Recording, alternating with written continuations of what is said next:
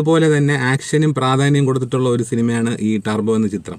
അതുകൊണ്ട് തന്നെ ഇപ്പോൾ ഞാൻ 1-2 തവണ തിയേറ്ററിൽ നിന്ന് ഈ ചിത്രം കണ്ടുവെങ്കിലും ഈ ചിത്രം വീണ്ടും കാണുവാൻ എനിക്ക് ആഗ്രഹമുണ്ട്. കാരണം ആ സിനിമയുടെ ആക്ഷൻ രംഗങ്ങൾ തന്നെയാണ് അതിന് കാരണം. അതിനകത്ത് ഒരു കൊലപാതകമുണ്ട്. ആ കൊലപാതകത്തെക്കുറിച്ച് ആരാണ് ഇതിന് പിന്നിൽ എന്ന് അന്വേഷിക്കുന്നു. അപ്പോൾ അവിടെ ഒരു സസ്പെൻസ് ഉണ്ട്. അപ്പോൾ നമ്മൾ ഒരു പ്രാവശ്യം സിനിമ കാണുമ്പോൾ നമുക്ക് മനസ്സിലായി കഴിഞ്ഞു അത് ആ കൊല ചെയ്തത് ആരാണ് എന്നുള്ളത്.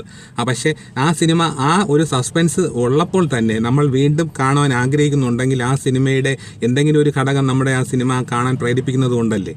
അപ്പോൾ ആ സിനിമയ്ക്കുള്ളിൽ ഞാൻ കണ്ട പോസിറ്റീവ് എന്ന് പറയുന്നത് മമ്മൂക്കയുടെ ഒരു കിടിലൻ പെർഫോമൻസ് എന്നുള്ളത് ഒന്ന്. രണ്ടാമത്തെ കാര്യം ആ സിനിമയുടെ ആക്ഷൻ സീക്വൻസുകൾ.